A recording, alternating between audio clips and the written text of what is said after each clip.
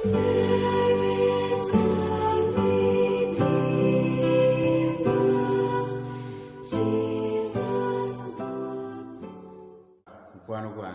gwa Katonda, nsanyuse nate okubanga nziramu okusisinkana, nziramu okwogera naawe. Saba Katonda akuwe omukisa. Eri abatulaba okuyita ku mitimbagano, Katonda nsaba ate akuwe omukisa ogw'enjawulo. Teweerabira okugenda ku YouTube channel eriko Pastor Magembe Charles, subscribinga ate osobole okuba ng'ofunanga obubaka buno. Oba Katonda akuwa omukisa lw'onaabanga ofunye akaseera ng'oyitayo newankubadde ng'onaalabanga samoni emu, Katonda ajja kwogera naawe okuyita mu samoni eyo. Ekigambo eky'Oluyonaani ekiyitibwa Rema ly'eddoboozi lya Katonda mwene ng'ayogera naawe, nga Katonda akukuba akaama, nga Katonda ayogera naawe mu ngeri y'enjawulo. Rema kyawukana nnyo n'ekigambo era kye tuyita logos. Byonna bitegeeza ekigambo, naye Rema kigambo kya Katonda mwene ng'ayogera gy'oli. Katonda ng'ayogera gy'oli mu ngeri y'enjawulo. Saba Katonda ate akusisinkane n'ekigambo kye kiyitibwa Rema mu ngeri y'enjawulo, asobole okuba ng'ayogera naawe mu bubaka buno. Ekitundu kino kye tutuuseemu ky'ekyokuba nga omuntu abalako akaseera ne Mukama waffe Yesu Kristo. Era ebyokuyiga bino bijja kubangako have moments with Christ Jesus. Era tulabe n'ebiseera ebyo abatume bye baalinanga ne Kristo byafaananga bitya, n'abantu be yasisinkananga mu ngeri y'enjawulo baamuganyulwamu batya. Ekiseera ekyo kubanga bo baali ku nsulo ya Rema, ekigambo ky'Oluyonaani ekyo Rema ekitegeeza eddoboozi lya Katonda okuliwulira mwene ng'ayogera naawe. Baafuna omukisa okuwulira ku ddoboozi lya Katonda, baafuna omukisa ogw'okubeerako ne Mukama waffe Yesu Kristo. Basebo ne bannyabo, nkusaba naawe mu bulamu bwo, nange mu bulamu bwange twegombe nnyo okubeera ne Mukama waffe Yesu Kristo. Kyova olaba Maliza yafuna omukisa Yesu era naye okwogera naye bwe yali ng'atandise okwemulugunya. Maliyamu ye bwe yalaba Mukama waffe Yesu Kristo n'ajja n'atuula ku bigere bye ng'awulira ayagala ekigambo kya Katonda, awulira ayagala okubeera okumpi ne Kristo kubanga yategeera nti okubeera n'ono Kristo amalawo byonna. Maliza n'agenda ne yeefulukutta n'akola bino ne Kristo bw'ajja n'amugamba nti Maliza yasooka yennyini okompuleyininga, n'amugamba Mukama wange gwe tolabanga ono andekeredde nnyo. Kakati mu kunenya Maliyamu, Maliza yeerabira nti ate yali ali mu kunenya ne Mukama waffe. Gwe tolaba, don't you see? Kakati ali mu kunenya oli naye ali mu kunenyezaamu ne Mukama waffe Yesu Kristo ti Mukama waffe gwe tolaba Maliyamu ng'andekeredde naye ali mu kunenya ne Mukama waffe Yesu Kristo. Naye Mukama waffe kyava amugamba ekigambo nti Maliza, olina omutawaana gw'ebigambo bingi nnyo, olina ebintu bingi ebikusumbuwa, you troubled with many things. Nkulaba olina ebizibu bingi nnyo. Naye Maliyamu alonzeeko omugabo ogutagenda kumuggyibwako. Yalondako omugabo ogw'ekintu ekiyitibwa Rema, ogw'okuwulira ekigambo kya Katonda, okutuula naye, kubanga yategeera nti bw'embeera n'ono nfuna kalizima. Onva ekigambo charismatic eky'Oluyonaani, nfuna ekisa kya Katonda era ekisa kya Katonda kimmala bw'embeera naye. Nsaba Katonda naawe akuwa omukisa oguwulira ku kigambo kya Katonda n'okufuna ekisa kya Katonda. Kubanga oye nze naawe bwe tufuna ekisa kye tetuyinza kusigala kyekimu obulamu bwaffe bwonna. Ekyokuyiga kyaffe kikino kiriko omutwe ekyolwaleero okugamba nti go and sell the coffin. Go and sell the coffin. Genda otunde essanduuko. Kyokka ate nga mu Luganda situgenda kukiyita genda otunde essanduuko, tugenda kugamba tigenda ogisimbemu ekitooke. Nali nga nsoma Oluganda banjigiriza olutakola direct translations mu kukyusa awamu n'okufunza. Twayiganga tukola direct translation, twabadde nga tukiyita genda otunde essanduuko yo, naye mu Luzungu kakisigaleyo go and sell the coffin or your coffin. Naye ate mu Luganda tugenda kugamba genda osimbemu ekitooke. Mukama akuwa omukisa ng'oneegattako mu bubaka obulungi okufaana bwe buti. Tugenda kudduka mu kitabo kino ekitabo kya Luka mu ssula ey'omusanvu, Luke chapter 7, tugenda kutandika ku lunyiriri olw'ekkumi n'olumu tuke mpola mpola paka ku lunyiriri olw'17 olwo lunyiriri lwe tugenda okwetegereza olunaku olwaleero. Awo mu kitundu kino era nsaba Katonda ayogere gye tuli. Mukama waffe omwagalwa, Katonda kitaffe omubeezi, tukusaba otubeere mu kigambo kya leero, oyogere na buli ssekinnoomu Mukama ali mukunda b'essaawa zino, oyogere na buli ssekinnoomu anaafuna obubaka buno kuyita ku mitimbagano gya social media, omuwe omukisa ogw'enjawulo, bigambo bino byogere eri obulamu bwe, bimukwateko olw'okumuzimba n'olw'okumuyamba abeere mu nsi muno Mukama, newankubadde nga mulimu ebisoomooza byalaba naye nga munywevu kubanga azimbiddwa ku lwazi gwe Mukama waffe Yesu Kristo. Amiina, amiina. Katonda agwe omukisa mukwano gwange ng'olaba obubaka buno. Ebigambo bino bitandika nga bigamba nti awo olwatuuka bwe waayitawo ebbanga ttono n'agenda mu kibuga ekiyitibwa Nayini, abayigirizwa be n'ekibiina kinene ne bagenda naye. Awo bwe yasembera ku wankaaki w'ekibuga, laba omulambo nga gufulumizibwa ebweru gwa mwana nnyina gwe yazaala omu, ne nnyina oyo nga nnamwandu, n'abantu bangi ab'omu kibuga omwo nga bali naye. Waliwo ebigambo Bayibuli byeteekako ennyo essiira kubanga eyagala okuggyirayo ekifaananyi otegeere omuntu ono yali afaanana atya, yali mu buzibu ki, oba yali mu bunene ki, mu buzito ki, olyoke omutegeere bulungi, otandike okupimiriza naawe ku mbeera zo otegeere nze ndi mu mbeera ki. Ekiseera kino Yesu Kristo ng'ali mu kutambula, siyinza kusooka kwerabirira ddala ebigambo bino. Mu Luzungu agamba he went into a city called Naini. Kibuga kino ekiyitibwa Naini si mwenda naye Naini erinnya. Yesu ng'ali n'abayigirizwa be n'abantu abalala bangi. Abantu batambulanga ne Kristo Yesu kubanga baali bamaze okukizuula nti Kristo Yesu si wa kusema, si wa kusaaga. Kristo Yesu baali bamaze okufuna amaanyi.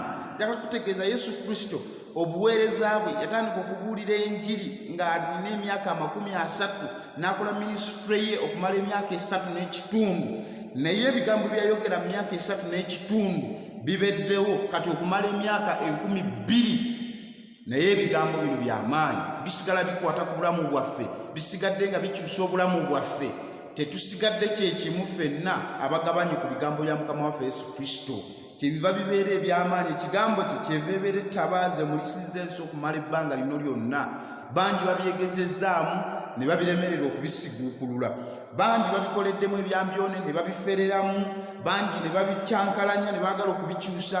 Naye njagala kutegeeza omwagalwa andaba nti nno ekigambo kya Katonda kisigadde kinywevu.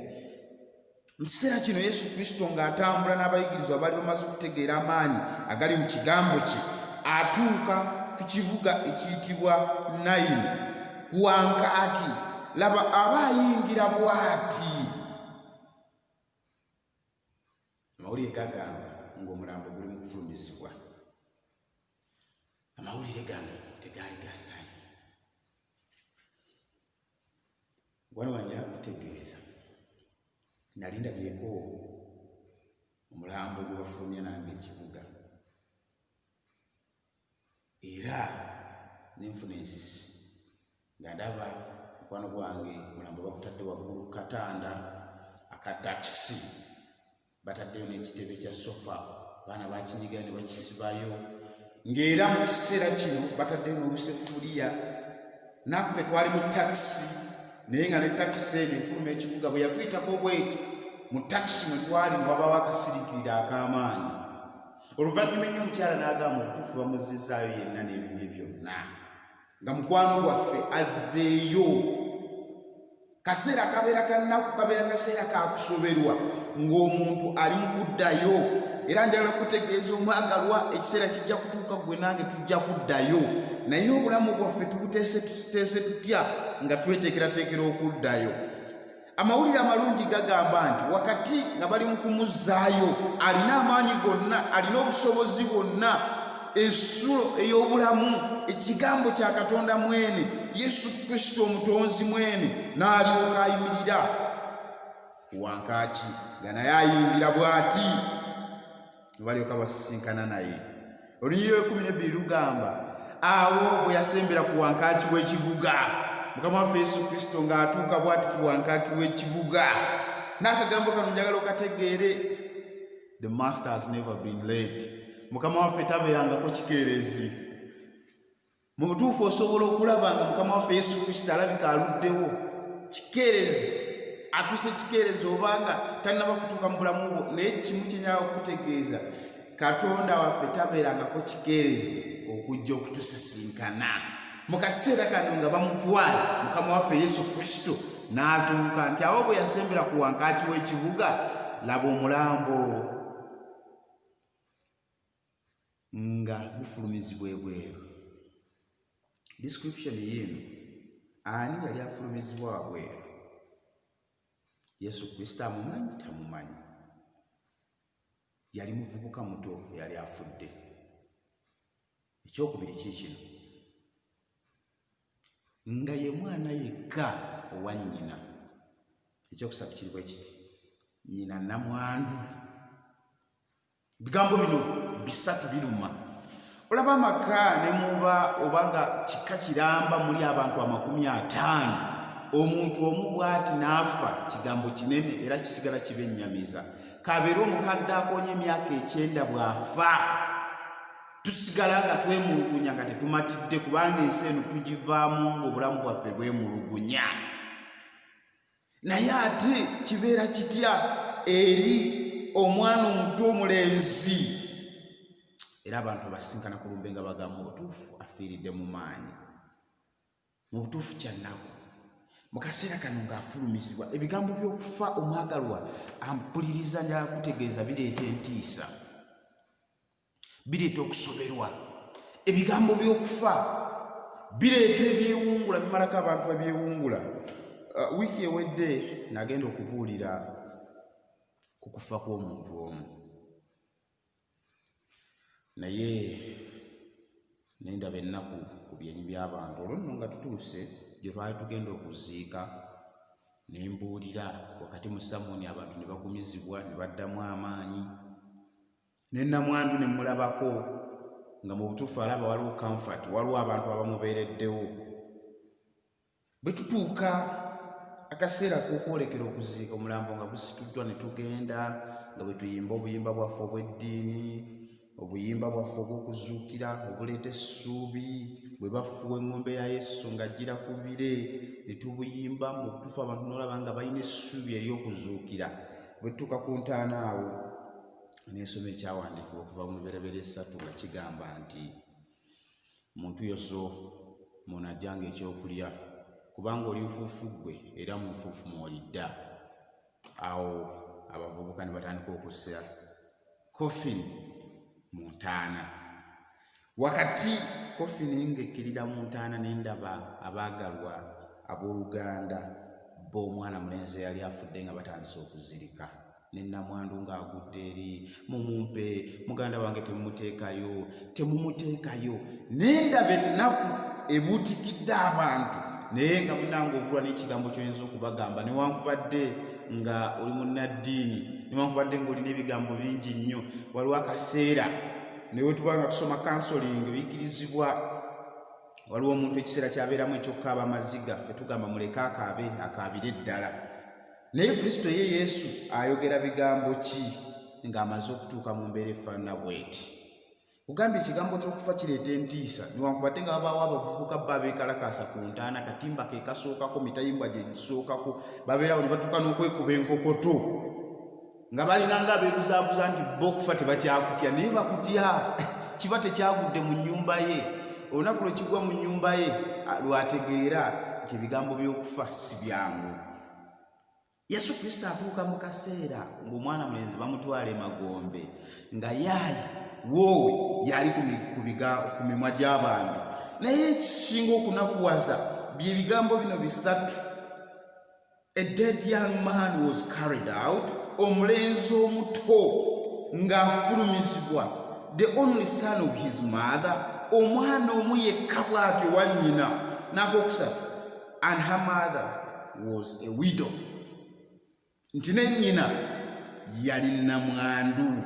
Ekitegeeza nti namwandu ataliiko bba ate n'akaana akamu ke yazaalako obulenzi kagenze kabadde kafuuka kitaawe wa mama waako, kabadde kafuuka omwami, kakola ng'omwana, ke kakola byonna.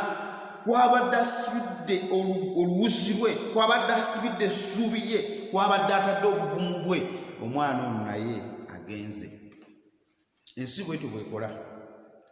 Ensi bwetyo bwekola, ejja netumalamu essuubi, ejja neyagala okutusindikiriza ku kisenge. Owulye eddala ng'essuubi tewakyali, awo abantu batandika okwevumirira ddala Katonda nti naye Katonda gy'oli oba toliiyo.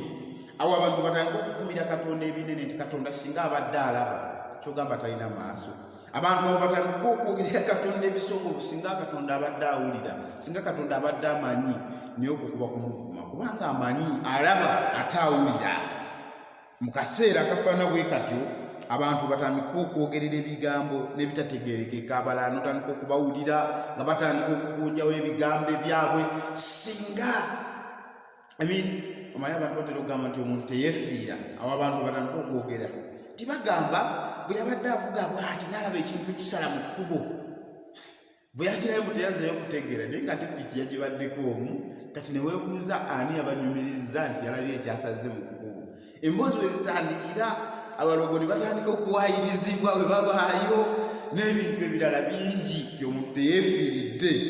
Kati ebigambo wano nga biyitingana, maama mukazi wattu ani agenda okumusaasira n'ebirala bingi. Mu kaseera ako Mukama waffe Yesu Kristo n'alabikira ku wankaaki w'ekibuga. Gambako amiina, kubanga okujja kwa Mukama waffe tekuyinza kusigaza bintu nga bikyali mu mbeera y'emu. Olw'ekumi lugamba awo Mukama waffe bwe yamulaba n'amusaasira n'amugamba nti tokaaba.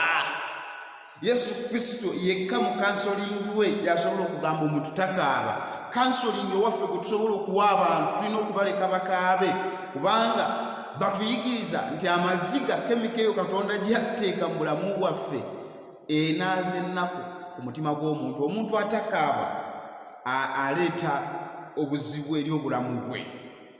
Abo be tuyita ba introverts, nga yeekuniiza azza munda. Abakyala ekibawangaaza era okusinga ku basajja kwe kubanga women are extroverts, bo beeyabya, bakaabako. N'agenda mu saaluuni baba bakamukwata mu nviiri n'atandika okukaaba n'okusinda ennaku, n'asinda ebizibu bye byonna by'alina mu maka, n'akuba obusimu. Maama gundi omanyi nno omusajja bwe yaŋŋambye nze sibitegeerera luno, nze simanyi na kyakukola. N'atandika okukaabako mukazi wattu. Ekyo ye ne kimunaaza era kyofula abawangaala bannamwandu bangi okusinga abasajja abatalina bakyala, abafiirwako abakyala. Abasajja abafiirwako abakyala batono. Lwaki kiri bwe kityo? Kubanga men are introverts, beeguniza. Yesu Kristo bw'ajja ye kansolingi we yekka yasobola okugamba omukyalo ono. Bayibuli egamba he had compassion on her. Mu lunyiriro lw'13 he had compassion on her and he said to her, weep not, tokaaba. Kubanga ateekeddwa okubanga Kristo azina amawulire amalungi wakati nga bafuluma bwe bati mu kibuga. Buli muntu asuubira okuba nga kati beetegese kugenda ku ntaana, era n'ekibinja kya Yesu we kijjira balowooza nti oba oli awo be bamukuba ziisi. Njagala kutegeeza buli mmotoka ejja okuziika tolowoozanga nti eba y'abaziisi. Mulimu emmotoka ey'abalimu obutogo, mulimu emmotoka ey'abalimu embizzi abajja kulumbe nga gwe mulimu. Kubanga ennaku zino mulaba ensi yaffe nga bwe yatuuka, abantu baba mu nnaku yaabwe, oli najja n'akuma ekikoomi wali weewati. Ekikoomi kyaki?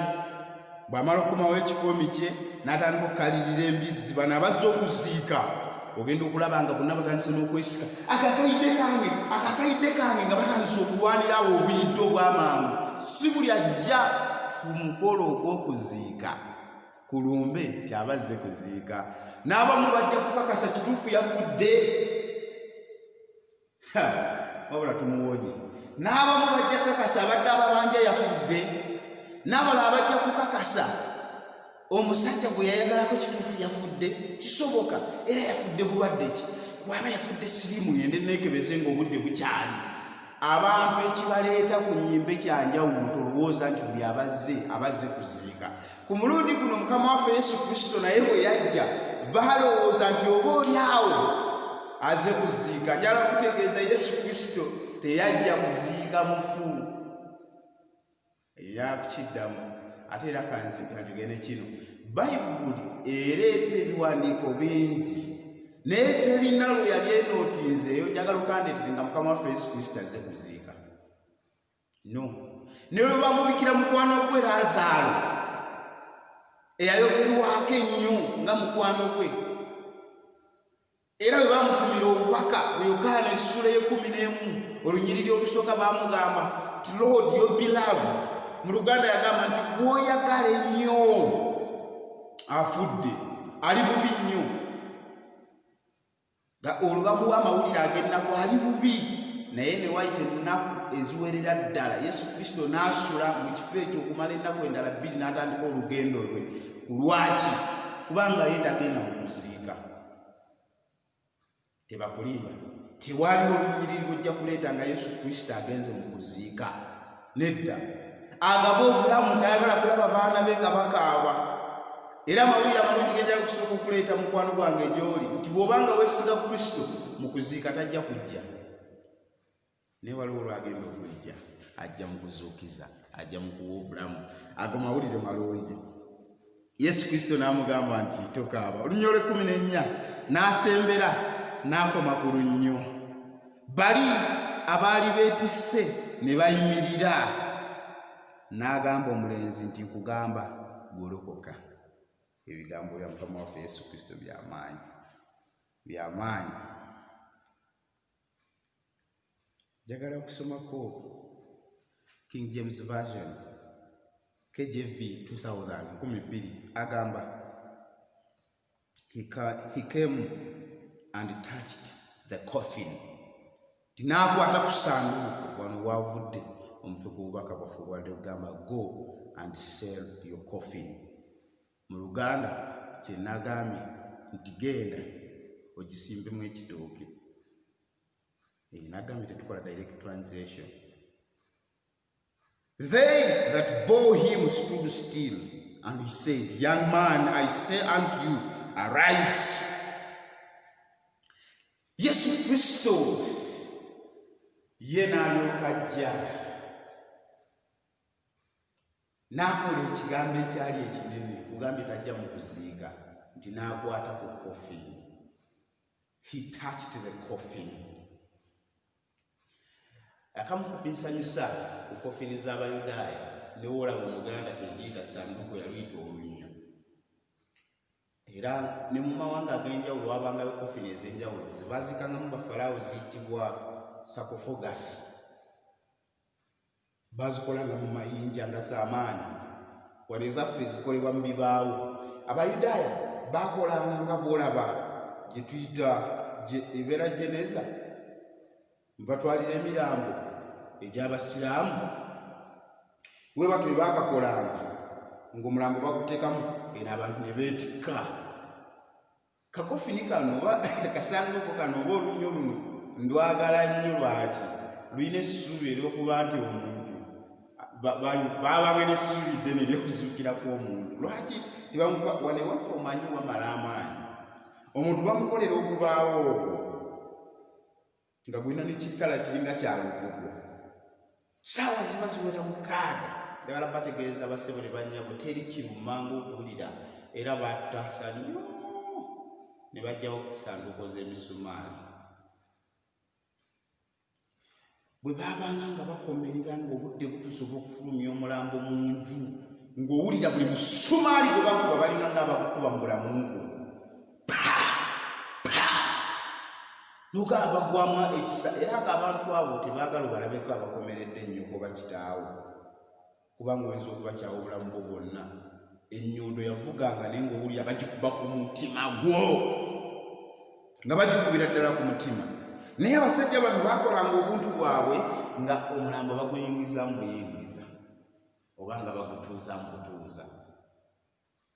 Yesu Kristo bw'ajja bw'ati n'akwatako obuwangwa obw'Ekiyudaaya yenna eyeyitanga omuyigiriza teacher rabbi omuyigiriza oba omukulembeze yali tateekeddwanga kukwata ku kofini, yali tateekeddwa kukwatanga ku mufu. Kino Yesu Kristo kyakola, he stood a risk of being stoned. Yalina emikisa mingi egy'okukubwa amayinja afiirewo, kubanga kino teyakkirizibwanga kukikola. Njagala nsomeko mu Baleevi mu ssuula eno eya 21 olunyiriri olusooka, oba nsomeyo ne ku 11 okukakasa ebigambo bino nti Yesu Kristo yali atandise okumenya obulombolombo n'okumenya amateeka agaaliwo mu kiseera ekyo. Baleevi essuula eya 21 agamba bw'ati: Mukama n'agamba Musa nti yogera ne bakabona batabani ba Alooni obagambe nti tewabangawo omuntu eyeyonoona olw'abo abafa ku bantu be. Family members bayogerako, tewabangawo omuntu eyeyonoona olw'abo abafa ku bantu be. Era omuntu teyakkirizibwanga kusemberera mulambo okuggyako gwa kitaawe ogwa nnyina oba ogw'omwana gwazaala yennyini oba mwannyina. Olw'ekkumi lugamba so tayingiranga eri omulambo gwonna, so teyeyonoonanga olwa kitaawe newankubadde olwa nnyina, naye ne nnyina yennyini nga takkirizibwa. So tafulumanga mu watukuvu, bakabona akugabanga amateeka gaabwe nga tateekeddwa n'akatono okuba nga yeeyonoona olw'abafudde. Yesu Kristo mu kukola kino yali ategeeza ki? Yali ayimirizza emikisa mingi nnyo egy'okwereetera obuzibu. Naye omuwandiisi omu yagamba Jesus is never concerned with protocol nor etiquette. His only concern is to comfort the mourning mother. So he touches the coffin. Kristo kyafaako kyokka kwe kubanga ate agumya n'okuzzaamu amaanyi maama eyali anakuwadde. Mu kansoling we yekka yagamba do not weep, tokaaba, kubanga alina ekyokuddamu. Omukyalo ono nga tamuzeemu kigambo na kimu oluvannyuma lw'okubanga bamaze okusisinkana wano, tamuzeemu yadde ekigambo kyonna. N'omukyala kubanga yali talina byakuddamu, yeewuunya omusajja amugamba tokaaba ku nnaku y'ennamwandu. Yeewuunya omusajja amugamba maama lekeraawo okukaaba, ku maama afiiriddwe omwana w'omuyika gw'alina mu bulamu. Yeewuunya omusajja Yesu Kristo, naye yeewuunya omukazi atannaba kutegeera ani ayimiridde mu maaso ge. Kyava agenda butereevu awali coffin n'agikwatako. Abaali bagikutte Bayibuli egamba ne bayimirira, kubanga beewuunya omuntu atamanyi nti omulambo guno eyeeyita omuyigiriza, atamanyi nti omulambo guno abayigiriza tebateekeddwa na kugukwatako. Yeetaaga kuba mayinja aveewo naye baavaawo. Nabo bali mu kwewuunya ng'oggyeeko obusezi n'obulogo, kiki ekikukwasa ku mulambo gw'omuntu gw'otamanyi? Nabo ebibuuzo bitandika okujja mu bulamu bwabwe, naye azze bassebo ne bannyabo ye mulokozi, azze ye Yesu Kristo. Olunyiri oluddako olugamba lutya? Olunyiri oluddako bwe luti bwe lugamba. Tuli mu Luka essuula eno ey'omusanvu, tutuuse ku lunyiriri olw'e15. Yesu Kristo ebigambo bye mu lunyiri olw'e14 kansooke mbiddemu ti n'asembera n'akoma ku lunnyo, and he touched the coffin. Abaali beetisse ne bayimirira mu kuwuniikirira, n'agamba nti omulenzi nkugamba nti golokoka. Bino bigambo bya Mukama waffe Yesu Kristo eby'amaanyi. And he said, young man, I say unto you, arise. Bino ebigambo binakutandise nga nkunnyonnyola mu Luyonaani ebiyitibwa rema, eddoboozi lya Katonda nga likuyita nga lyogera naawe. Yesu Kristo n'amugamba nti omulenzi golokoka nkugamba, agamba alina amaanyi. Waliwo munywanyi wange yagamba nti naye nsumba waliwo ekigambo ekineewuunyisa. Waliwo lwengenda ku lumbe n'endaba abantu nga banakuwadde, neŋŋamba naye okukkiriza kwalagawa, tulira njagala ŋŋende nkwate ku mulambo ngusabire guwone. Munywanyi wange yagamba nti kyewuunyisa kuba twalina bwe twali tugenza ate okuziika ate nga tugenze kuziika musumba nangamba ndaba abantu banakuwavu nnyo mpulira kinnuma mpulira njagala ngende ogamba oluganda gezaako okukkirizako naawe kituufu oli mu kunenya okwaffe okubanga kwakendeera n'okuko kwakendeera naye juzi we nali nga nsoma missionary stories naddamu amaanyi nga ndaba abavubuka ababuulizi b'enjiri abaatandika omulimu bwe baali ku kyalo ekimu ne basaba nga chief afiiriddwa omwana we ne basaba ne bayimba oluyimba because he lives omwana n'addamu obulamu ne kyewuunyisa chief n'ekyalo kyonna ne bakkiriza erinnya lya Katonda omulamu. Okukkiriza okwo kukyaliwo era abantu ba Katonda bakyakola ebikulu bingi Katonda akyakola ebikulu bingi okuyita mu bo naye okukkiriza oluusi munange kutono eri obulamu bwaffe kyovula omuntu asobola nagenda gezaako kukola ekyo ate era okukkiriza kutono ne mu bantu ababa bafiiriddwa kubanga omuntu watulaba nga ebyo byonna bikomye naye Mukama waffe ye bwe yajja mu kaseera kano n'akola kyateekeddwa okukola kubanga kugambye tayagala kulaba bantu be nga baddaagana ekibi tayagala kulaba abantu be ng'okufa kubajooga tayagala kulaba abantu be nga ennaku ebafumbekeddeko eyoza ne lumonde n'atukula.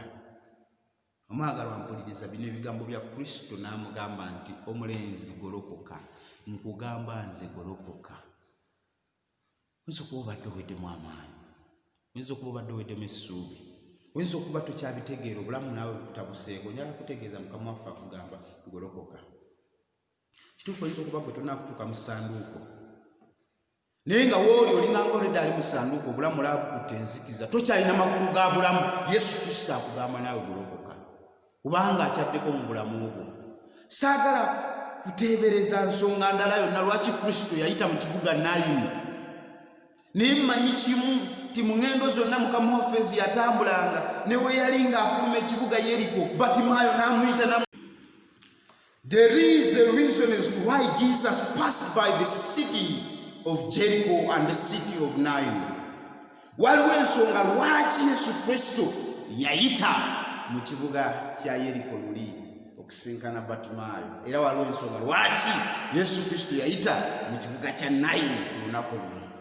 Ensonga eyo weeri lwaki Yesu Kristo anaayita mu makaago leero. Ensonga eyo weeri lwaki Kristo anaayita mu mulimo gwo ogwafa leero. Ensonga eyo weeri lwaki Yesu Kristo anaayita mu kika kyammwe ekyazaawa leero. Ensonga weeri lwaki Kristo anaayita mu bulamu bwo. Oyinza okuba nga obulamu bwafa kyenkana gwe obubala wafa dda.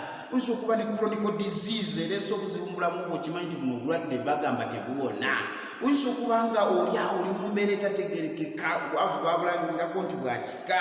Bayinza okuba nga gwe bakulangirirako ebintu ebitawona nga ddala tebivaawo ne bagamba bino byammwe bya kika kyammwe tebivaawo. Sitaani bwa kika mbu zino mpewo za kika. Teri mpewo za kika.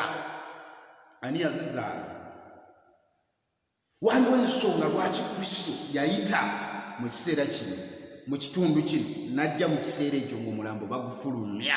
Njagala kutegeeza the master has never been too late. Mukama waffe tabeerangako kikeerezi era ajja kujja mu bulamu bwo mwanirize kubanga wakujja bwasuubiza Mukama talimba. Mukama tayinza kutulimba, Mukama tayinza kutuvaamu. Abalala bayinza okutuvaamu, bayinza n'okukuteeka mu kasolyo ne bakuziika naye asuubiza nti emitima gyammwe tegyeraliikirira. Nyinza okuteekateeka ekifo alikomawo waaki yanaakujja mu ntaana. Oyo gwoteekeddwa okuwa obulamu bwo abufuge kubanga oyo yabusobola. Oyo Mukama waffe Yesu Kristo mwene nannyini maanyi nannyini bulamu. Nanyini bulamu ye yogerako eri mu Yokaana mu sura 14:6 nti nze kkubo n'amazima n'obulamu. He is the way, he is the truth and he is the life. Oyo bwe bulamu oyo kwe kuzuukira yeyogerako mu Yokaana sura 11:25 ti bannange mmwe temukimanyi yenze kuzuukira n'obulamu. He is the resurrection, he is the life, he is everything that we need. Oyo bwe bugagga bwaffe alina ensonga lwaki yajja mu kiseera ekyo n'agamba golokoka. Omwagalwa njagala kugamba golokoka tutambule. Situka tutambule togwamu maanyi. tonakuwala ng'abatalina ssuubi nedda. Mukama waffe mulamu atakyayitaayita atambula n'olwaleero mu bulamu bw'abantu be. Oyo yali afudde n'agolokoka Olunyi lwa 15 eyali afudde n'agolokoka n'atuula n'atanula okwogera n'amuwa nnyina. Mu Luzungu njagala nnyo ekigambo ekikozesebwa wano kubanga kinzizaamu amaanyi. Agamba mu Lunyoli 15, and he that was dead sat up and he began to speak. Ako nakasazizzaako.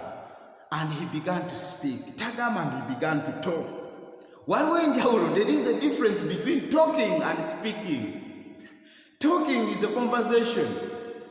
When there is somebody who is talking and somebody who is listening. But speaking, it is a one way. It is a one way traffic. Omi ayogera. Kitegeeza Mukama bw'amugamba golokoka n'atunula okwogera ng'alinganga abuulira. Byatalabangako ebikulu. Waliwo omusajja amukutteko. He didn't just talk but he speak.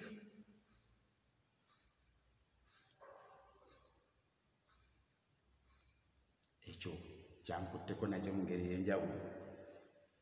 Mukama waffe bw'akukwatako tojja kwogera bwogezi naye ojja kubuulira. Ako kanjawulo.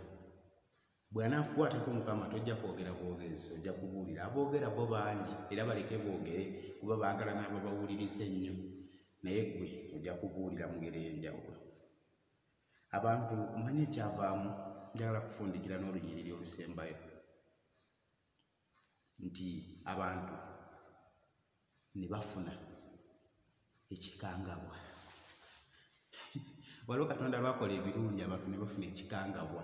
Olunyiriri olw'16 lugamba obuti ne bubakwata bonna. They were all afraid. Obuti ne bubakwata bonna. Waliwo Katonda lwakola ebikulu obuti ne bubakwata mwenna. Naawe bwabikoledde nga tobitegeera. Wali olabyeko omuntu gubawadde ekintu n'agamba onnanze eki onkubye omuggo nzise maama nnyabo n'atandika okukungubaga obukungubazi. Mukama alina lwakola ebikulu. There's some good news. So good to be true. Nga matuufu nnyo kubeera nga malungi nnyo kubeera amatuufu. Amawulire naawe ne gakumenya. Mukama alina lwakola ebikulu n'owuliranga naawe. Njala kutegeeza nsaba Katonda mu bulamu bwo akoleyo amawulire amalungi. Naawe aganaakuleetera okutya. Ogaye Mukama bino bisoboka. Mukama akyusa. Akyusa omulundi gumu bwe guti ebintu byonna ne bikyuka. Naawe lwabikoledde nga tosobola kukikkiriza. Ekyo nsaba Katonda akikole mu bulamu bwo. Nsaba Katonda abeeko amawulire g'aleeta mu bulamu bwo n'amawulire g'anaaleeta mu bulamu bwange nga mazibu gakukkiriza. Olunyiriri olw'15 lweyongerayo nga lugamba olw'16 nga lugamba nga bagamba nti nabbi omukulu ayimukidde mu ffe. Era Katonda akyalidde abantu be. Kigambo kimu kyenjagala okufundikira nakyo. Nabbi omukulu ayimukidde mu ffe era Katonda akyalidde abantu be. God has visited his people. Katonda akyalidde abantu be. Mukama ajja kukyalira. Lwaki okaana n'ensi? Katonda ajja kukyalira. Era abantu bajja kugamba Katonda akyalidde amakaabo. Katonda akyalidde omulimu ogwo. Katonda akyalidde ekkanisa eyo. Katonda akyalidde ekyalo ekyo. Saba Katonda abakyalire.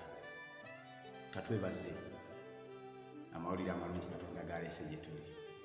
Omulungi Mukama nga kyali kya ssanyu ng'okyalidde ekibuga Nayini. N'oleeta amawulire amalungi Mukama waffe. N'ozuukiza oyo yali afudde. Naffe olwaleero obulamu bwaffe Mukama buzikiridde bufudde. Waliwo bingi ebibulimu ebitategerekeka. Waliwo bingi ebituleetera ennaku ebituleetera amaziga n'ennyiike. Eri oyo andaba Mukama, eri oyo awuliriza obubaka buno naye agamba Mukama wano waluma, wano wazikiridde, wano waweddewo. Mukama nsaba omuwa omukisa, nsaba omukwateko. Nsaba omusajja oyo n'omukazi oyo, nsaba omuvubuka oyo n'omwana oyo, obawe omukisa ogw'enjawulo naawe okyaleko mu bulamu bwabwe nga wakyala mu kibuga Nayini omulundi guli okyale mu bulamu bwako okyale mu bulamu bwange nange Mukama nkulabe oleta amawulire agatuleetera n'okujja oluusi nga tugamba Mukama bino yabikoze tuwe omukisa ffenna ogukwesiga newankubadde nga tufudde wano ku nsi Mukama amazika gaffe tumanyi oyinza obutajja naye mu kutuzuukiza olijja okuyita mu Yesu Kristo Mukama waffe amiina Katonda akumpeera omukisa babayi teweerabira okugenda ku YouTube channel yange eriko Pastor Magembe Charles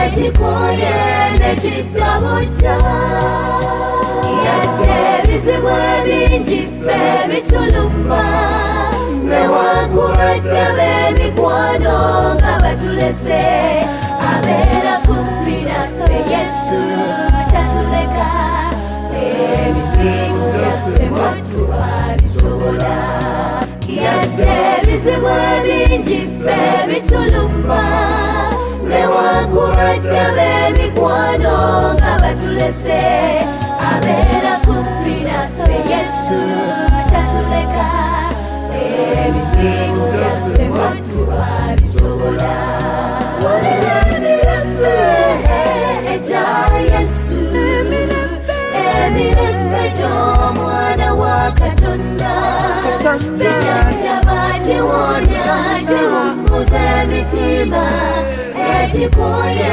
nekiddabuja wulira emirembe egya Yesu emirembe gy'omwana wa Katonda gijanjaba giwonya giwummuza emitima ekikoye nekiddabuja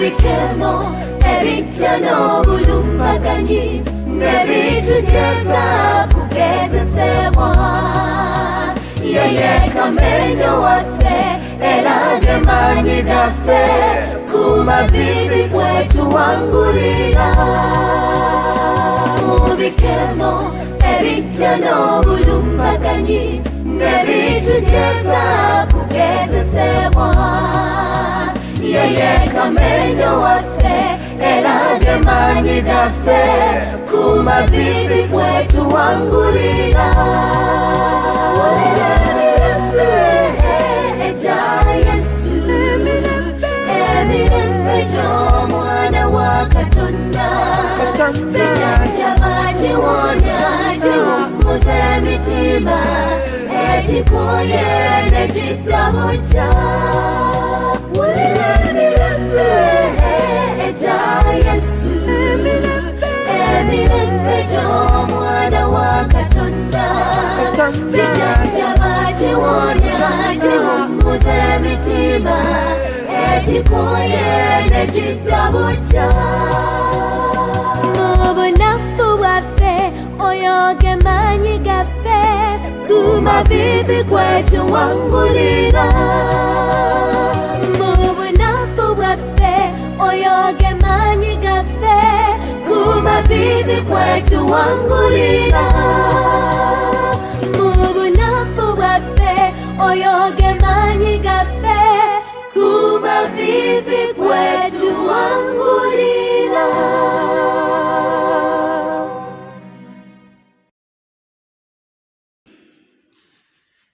kati manyi oli yeebuuza ate tiwayogeddeko go and sell yo coffin oba genda ogisimbemu ekitooke ekyo kyo kyekiriwa kati nange njala kubuuza ekibuuzo